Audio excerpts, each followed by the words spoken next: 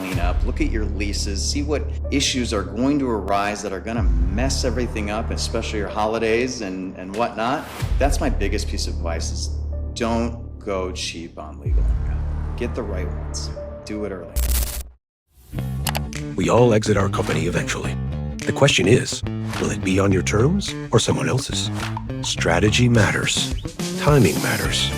The right partner changes everything. Brought to you by Meritage Partners. Here is your host, Brian Franco, author of The Inevitable Exit.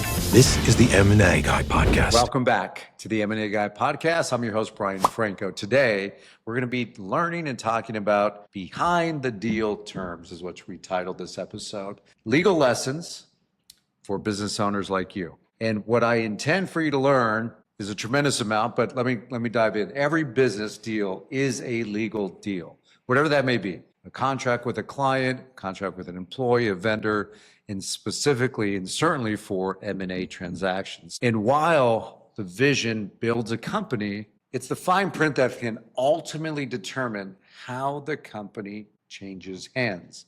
So today we're talking about how those deal terms can make or break your legacy. And joining with me today is Chris Lekawa, and he's an attorney that we have worked with historically. Chris, thanks for being on. Thanks for joining us. Thank you. Glad to be here. Yeah. Thank you. So tell us, what firm are you with and kind of areas of practice you guys have? Sure. I'm a managing partner and chair of the corporate division, specializing in mergers and acquisitions for Grant, Genovese, and Baratta.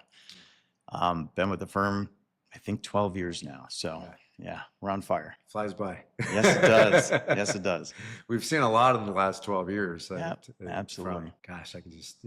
Even 2019, 2020, those were challenging years. Yeah. Exciting years in some aspects. But well, thanks for joining and thanks for being on. Thank you. I want to tap into your brain, tap into all of the wisdom that you're holding in there, because listeners tuned in, listening to what we have to talk about. You know, there are different stages and places of their business. Some are at startup, some are scaling, and some are thinking about exiting, and some are realizing I should have exited 10 years ago. Sure. Right? And everything in between. So I think what's important about this topic, and other than free legal advice, almost for entertainment purposes only.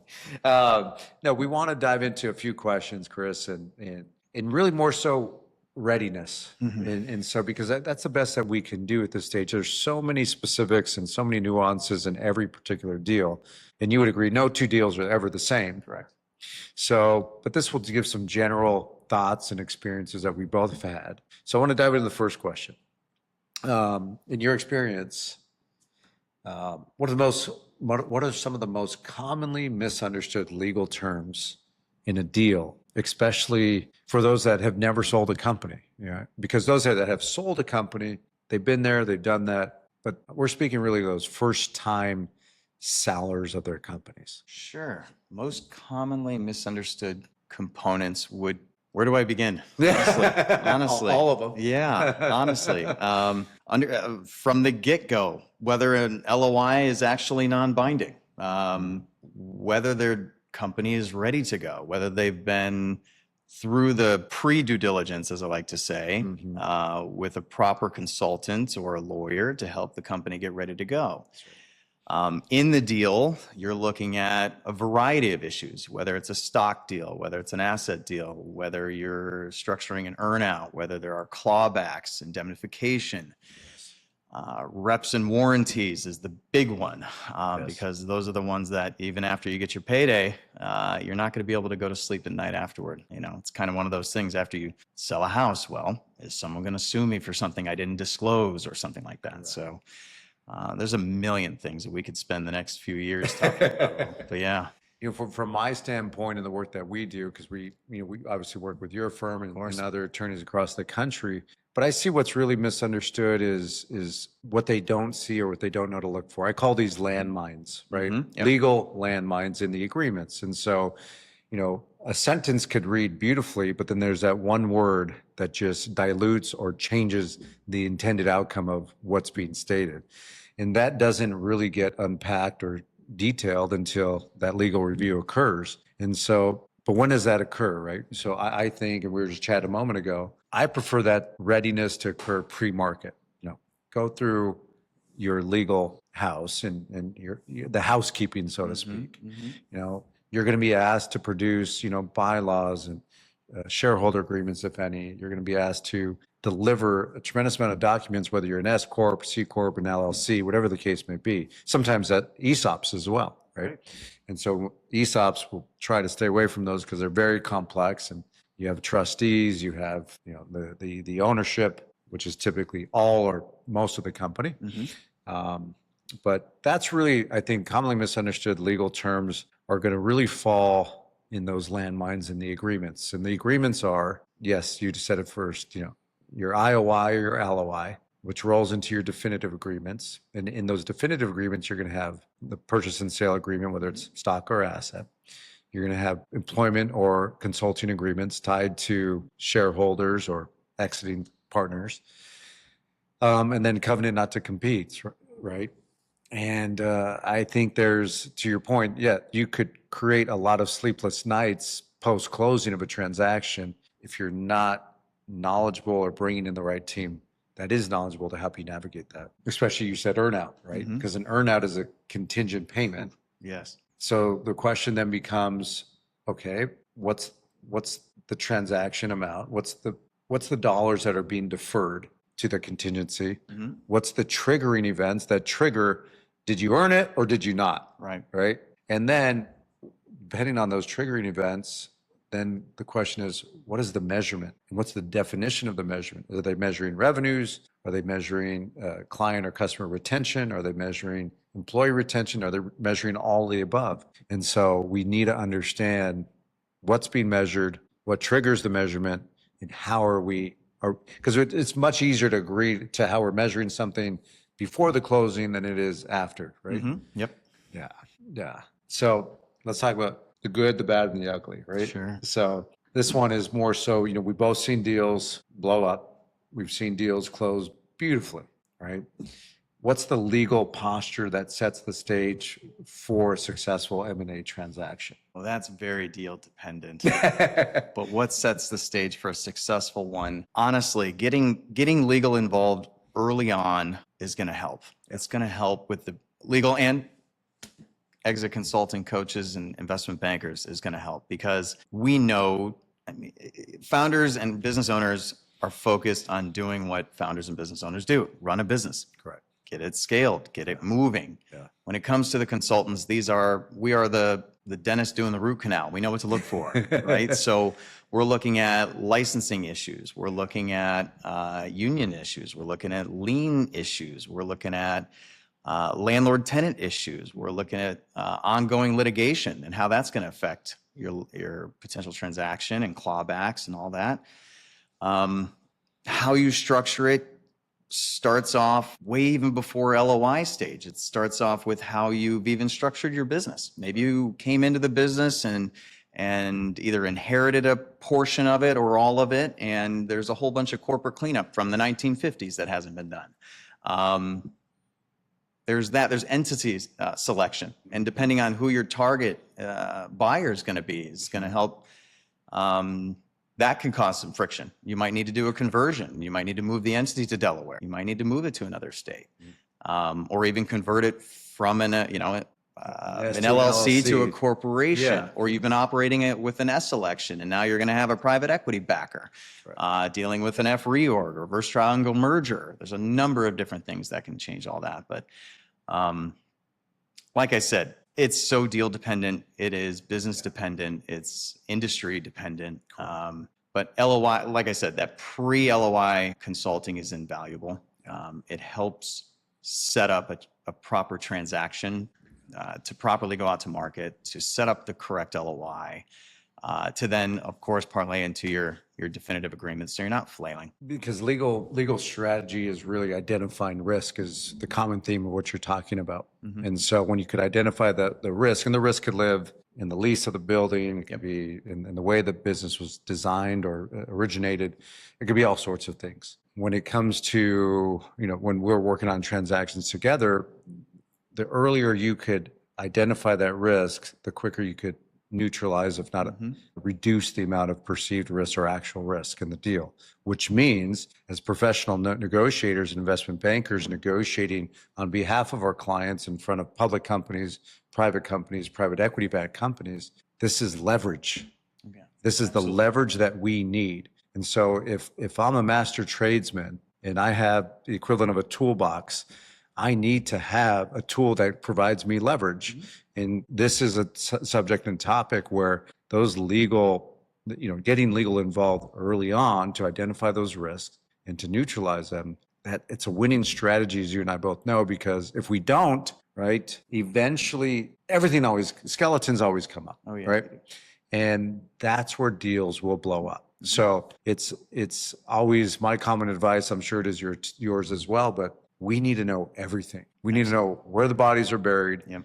We need to know where the skeletons are, which closets, right? We need to know everything because we can really overcome almost anything, right? We've seen a lot. I'm sure you've seen a lot. And, we could overcome anything with proper disclosure. Right.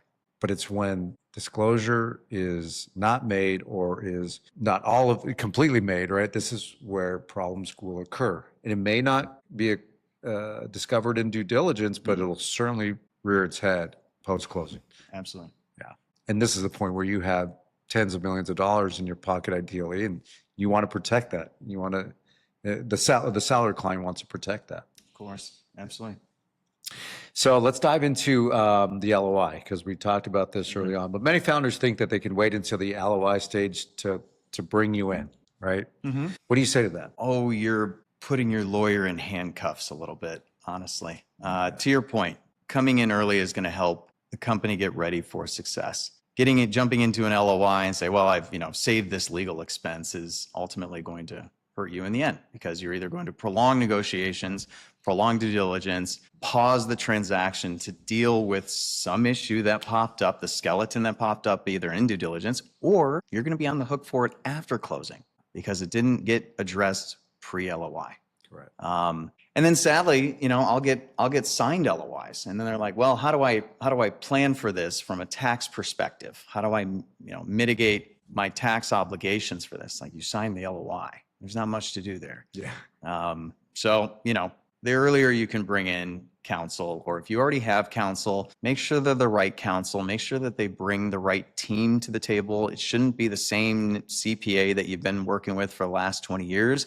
Make sure you have a proper M&A CPA that's working on that, because you're going to have a true up after closing. You're going to have net working capital adjustments after closing, stub period returns, these kinds of things come into play. And your Main Street CPA, or the one that you've been trusting forever, may not have that kind of experience. So, that's where experts like you and my team come in, and we bring the right team to the table.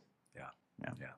You're absolutely right. I think about a deal we closed a couple years ago, about three years ago. Maybe might have been 4 now. It was our client was private, the buyer was public. They had to close before the end of the year. So middle of the holidays, everyone's busy. Yeah, you can imagine. Those are fun. So we had this cloud on the title of the corporation, in that the original founding shareholder, who had since been retired, I think at that point, 10 plus years, was still on the cap table. But nobody knew. Nobody cleaned it up. He retired, everyone thought, okay, we paid him off, he's good. But no, he was still legally and legitimately an owner of the company. So I saw 2 issues there, which we were able to resolve. One of the issues was he was an owner of a company he didn't know for over a decade.